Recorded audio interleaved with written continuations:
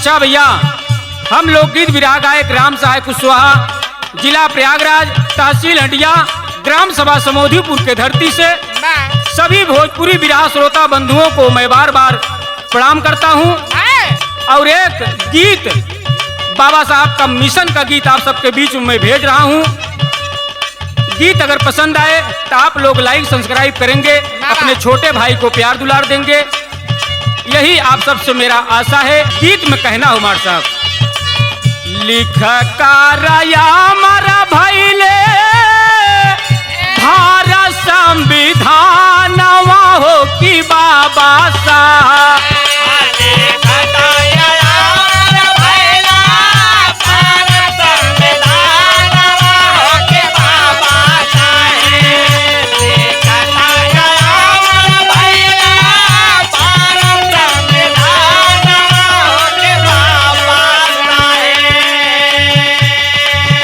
रहले हमारे भारत के रतानवा हो कि बाबा साहब हमारे भारत का रतानवा हो कि बाबा साहब हमारे भारत का रतानवा हो कि बाबा साहब। बाबा साहब का महू छावनी में जन्म हुआ साथियों। पिता के नाम रामजी राव बताया गया और माता के नाम भीमाबाई। कहना हो कि 14 परायल शुभ राहल शुभ दीनावा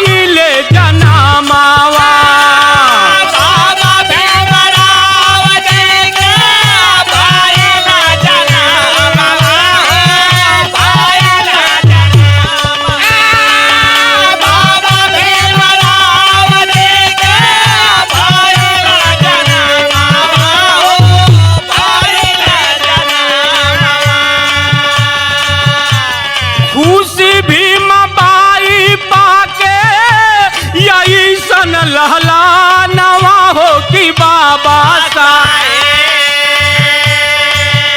रहले हमारे भारत के रतानवा हो कि बाबा साहब हमारे भारत का रतानवा हो कि बाबा साहब हमारे भारत का रतानवा हो कि बाबा साहब। बाबा साहब का जब जन्म हुआ, आज अंगना एकदम गुलजार से खुशी में झूम उठा साथियों।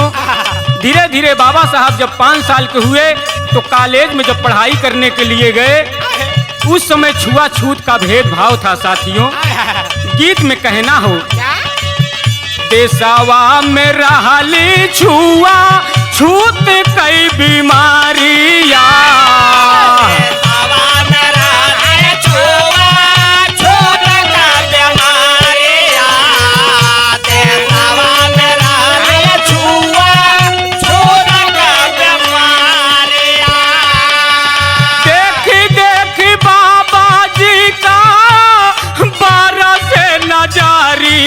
हो 12 से नजारिया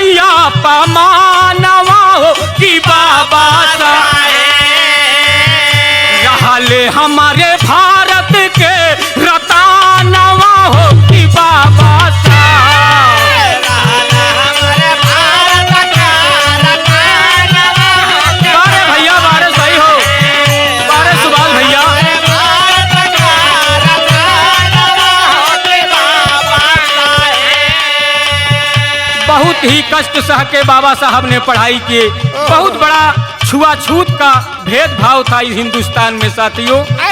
छोटी कास्ट के लोगों को पढ़ने का अधिकार नहीं था। धीरे धीरे बाबा साहब ने बहुत बड़ा परिश्रम करके पढ़ाई किए। धीरे धीरे जब बड़े हुए तो बाबा साहब के शादी रमाबाई से हुआ। रमाबाई घर में आई। धीरे धीरे कुछ समय जब बीता, इधर माता पिता के साया बाबा साहब के ऊपर से उठ गया। बाबा साहब बैठ के रो रहे हैं कि मेरा मिशन अब कैसे जारी रहेगा। रमाबाई कहती हैं मैं मिशन को पूरा करूंगी, जो भी हमारे पास गहना गुड़िया है सब मैं बेच दूंगी और आपको मैंने पढ़ाई करने का मिशन मैं जारी रखूंगी। तो उसी समय साथियों प्रमाण मिलता है। धीरे धीरे और जब समय हुआ तो बाबा साहब के एक लड़का पैदा हुआ, जिस लड़के का नाम राज रतन रखे। बाबा साहब का सपना था इस लड़के को मैंने डीएम कलेक्टर बनाऊंगा। क्या बात है। और बना करके इस देश के गरीबों के हित में मैं काम करवाऊंगा इस लड़के से। क्या बात है। साथियों आज वही रमाबाई पैसा दे करके विदेश पढ़ाई करने के लिए बाबा साहब को भेजती हैं। बाबा साहब पढ़ाई करने के लिए विदेश चले गए। इधर घर में बहुत दयनीय दशा है। धीरे धीरे समय गुजरा। समय बहुत बलवान होला बाबू। एक दिन राज रतन लड़का बीमार हुई है। खाने के लिए घर में कुछ नहीं है। रमाबाई रो रही है, हे ईश्वर मैं कहाँ जाऊँ इस बच्चे को लेकर इलाज के लिए। गीत के लाइन कहना हमारे साहब। लाल लई के रामाबाई हॉस्पिटल में गायली।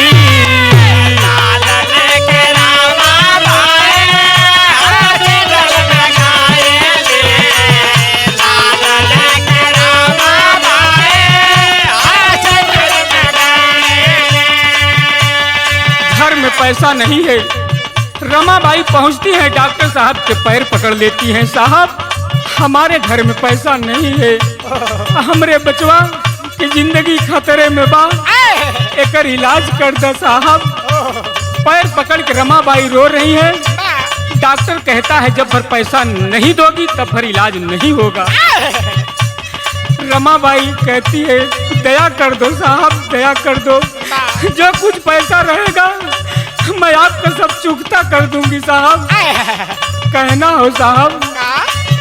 लाल लई के रामाबाई हॉस्पिटल में गायली।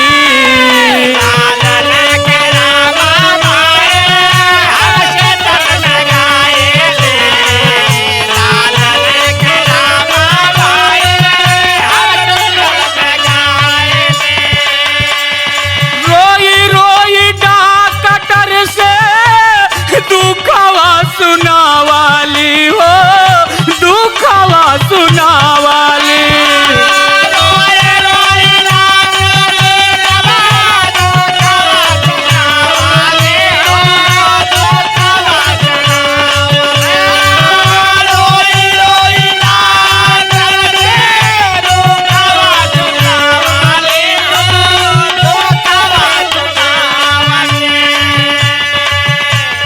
साथियों बच्चा अंतिम सांस ले रहा था, इलाज नहीं मिला और राज रतन लड़का इस दुनिया से चला गया। साथियों लाल जब खत्म हो गया रमाबाई कबार पीट पीट के रोती है। ये साहब जौने लड़का के इतना बड़ा सपना देखला आज वो लड़का इस दुनिया में न रहा साहब। वही लाल उठा करके रोती बिलखती घर में आई। घर में एक पैसा नहीं है साथियों। अपना आंचल फाड़ के अपने बचवा का अंतिम संस्कार करती है रमाबाई और घर में बैठ कर रो रही है। एक पत्र लिख करके बाबा साहब को देती है।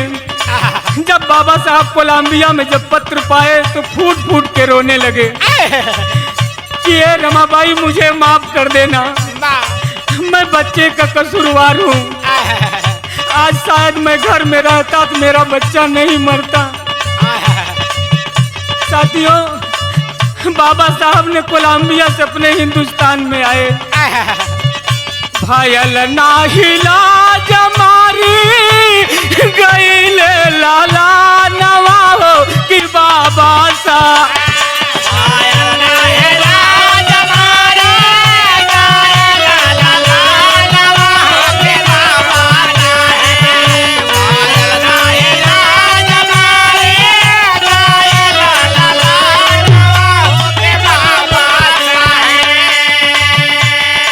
रहले हमारे भारत के रतनवा हो कि बाबा सा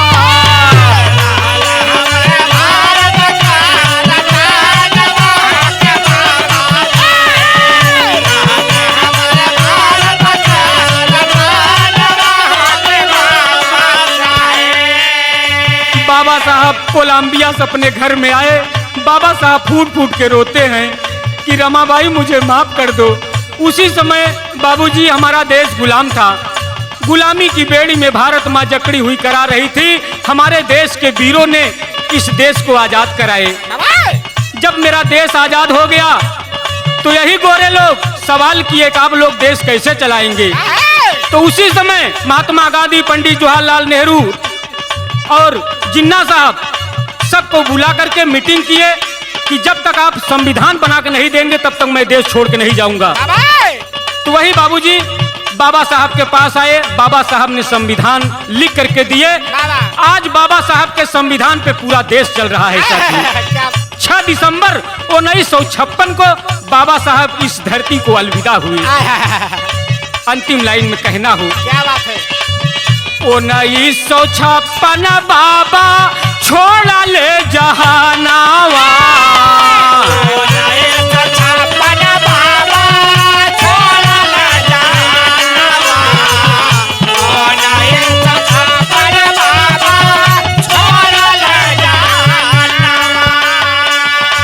सबके अधिकार दई के भाई ले सपनावा हो, भाई ले सपनावा।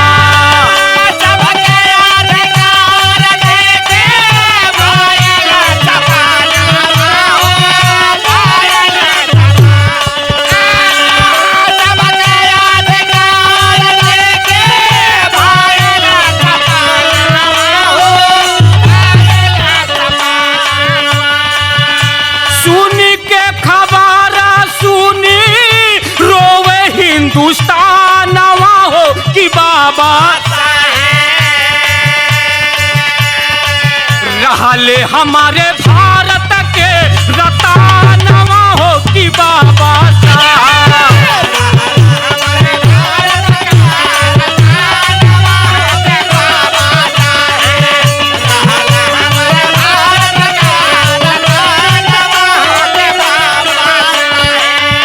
जिस समय बाबा साहब के मौत के खबर पूरे हिंदुस्तान में फैली, पूरे देश में फैली साथियों, पूरा देश रो दिया। भारी तादाद में आकर के बाबा साहब को अंतिम विदाई दिए। और आगे गुरु घराने के परिचय एक कलाकार देता है, कहना बाटे कि स्वर्गवा में भुल्लू हैदर रोवै रामधार हो,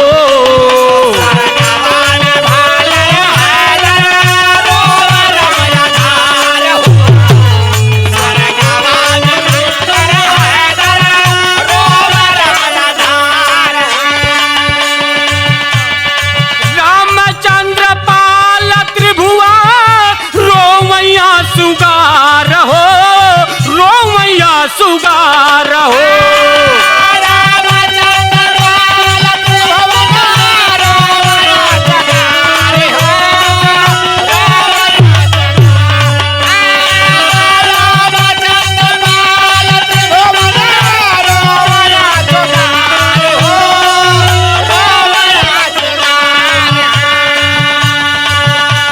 हमारी पूरी पार्टी बाबा साहब को भावभीनी श्रद्धांजलि अर्पित करते हुए सत सत नमन करता हूँ। अरे राम साह खंजर तारा बाटई रामानवा हो कि बाबा रहले हमारे भारत के रतनवा हो कि बाबा